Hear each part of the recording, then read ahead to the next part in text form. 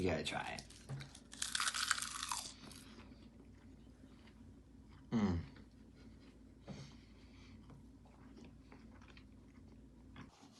Hi guys, so today I will make baked sushi. So I will be using salmon, then imitation crab, then we will also use Japanese mayo, sriracha, cream cheese, and the furikake seasoning para sa rice. And then syempre yung rice. So i-cook nyo lang siya as normal. Then we will use the sushi rice or pwede din ibang rice. So, depende na sa inyo yan. So, lutuin nyo muna yung salmon. Lagyan nyo lang ng salt and pepper. I-air fry ko lang siya para mas mabilis.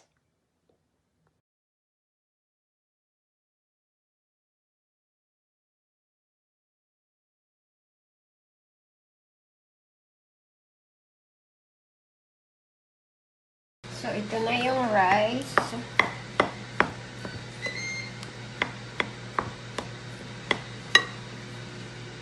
Lalagay tayo ng mga 1 teaspoon of rice vinegar na may kasamang kaunting salt and sugar dito sa rice.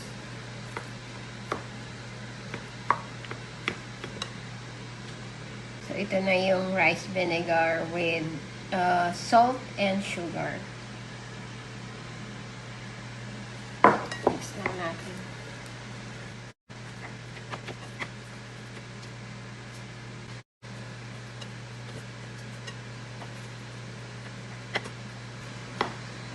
And then, lalagyan ko na ng furikake seasoning yung rice.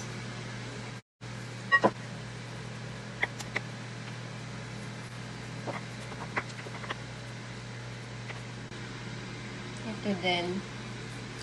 Dalawang klase ng rice seasoning yung ginamit ko. Since may available naman ako. So,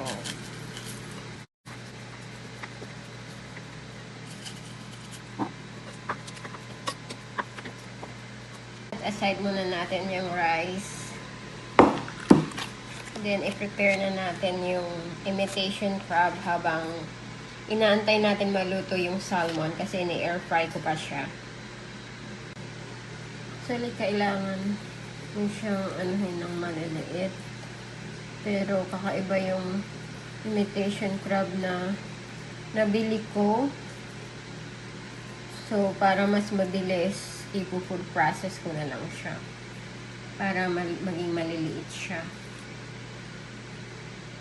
Ito na yung imitation crab after kong ilagay sa food processor.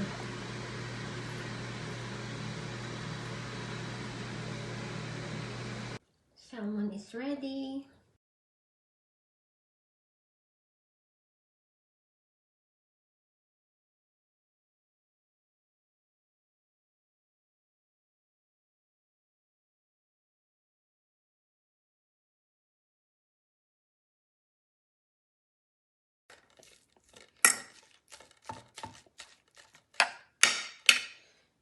Then we'll mix it together.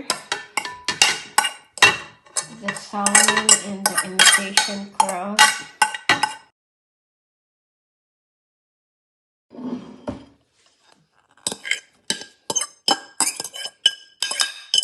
Maliit kasi yung lagayan ko, so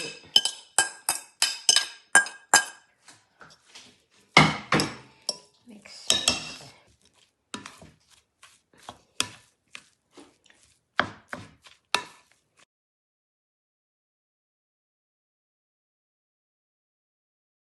Then we'll add the cream cheese.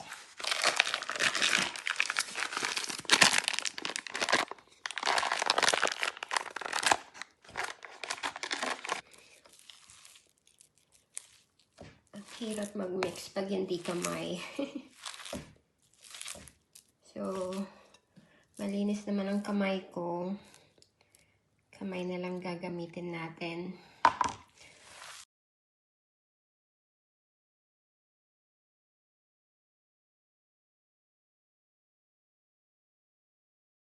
Add na natin yung Japanese mayo. Tansya-tansya lang. Hindi ako nagme-measure.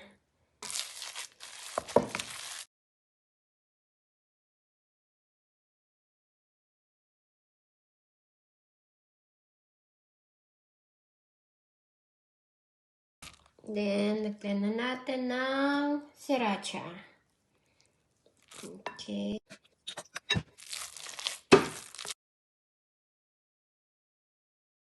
So, dito ko siya ilalagay. So, yung rice kanina, yun yung ilalagay muna natin na una.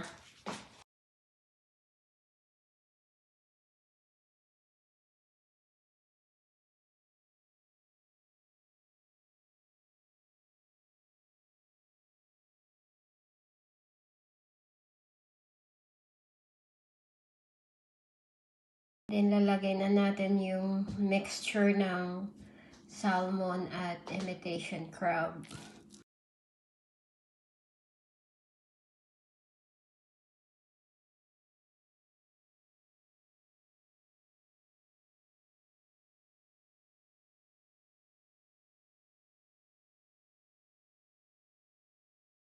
Then, lagyan niyo uli nito.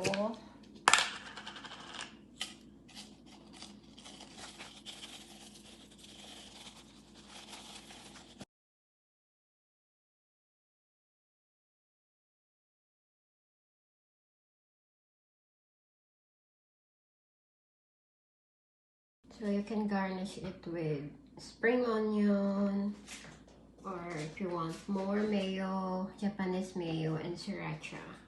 So it's up to you. We'll bake it for 20 minutes in 350 Fahrenheit. Once it's ready,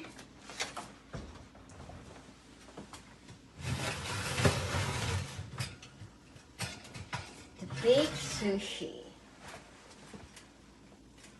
Smells good.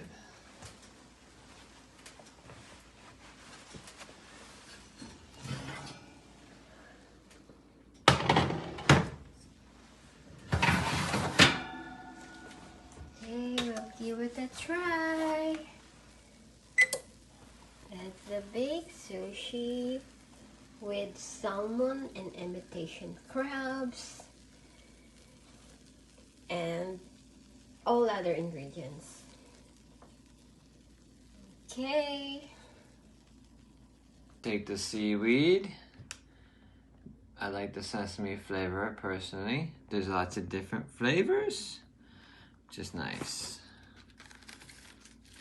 Take the seaweed piece, and then you take a spoonful, and just one bite.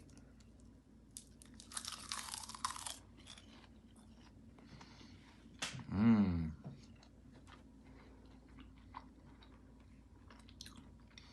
It's delicious. Even without the seaweed, with the seaweed. Mmm. Okay, it's the baked sushi that we made. Great job. My wife's a great cook of this and many other things. Thank you for watching. You gotta try it.